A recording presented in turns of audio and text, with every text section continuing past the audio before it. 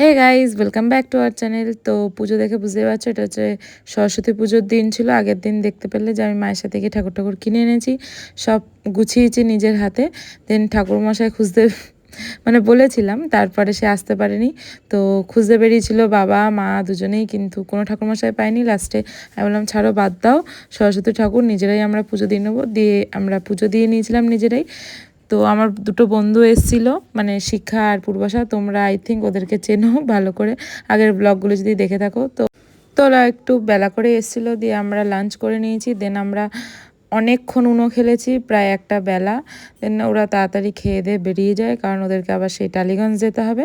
তো এরম করে দিনটা কাটিয়ে লাস্টে ভাবলাম যে হাতে এতটা সময় আছে, তো একটা কাজ করি। তো আমি যেহেতু আইফোন কিনেছি, তাই আমার একটা অ্যান্ড্রয়েড দরকার ছিল, কারণ আমার পুরোনো সিমটা চালাতে দিচ্ছিল না আইফোনে।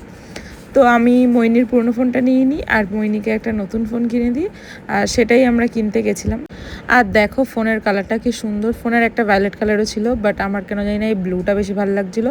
সামনে দিয়ে ব্লুটা খুবই সুন্দর, মানে বেশ ওশান, একটুখানি গ্লিটারি। তো আমার ব্লুটাই ভালো লেগেছে। তো যাই হোক, ভিডিওটা ভালো লাগলে কিন্তু অবশ্যই আমাদের পাশে থেকো। আর তারপরে আমরা ওই ঠান্ডার মধ্যে বাড়ি ফিরছিলাম, আর অবস্থা দেখো আমাদের।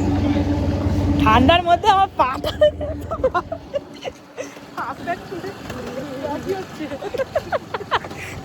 এটা মাঠ পেয়েছি, মাঠ দেখ ঘুরে মাঠটাই যা, এই তো মাঠ।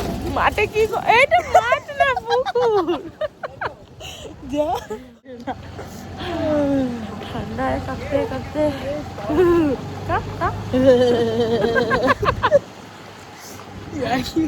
কম মাঠ ঠান্ডা। আর তার মধ্যে আমার মুরগির ঠ্যাং বের করে তারপরে নিয়ে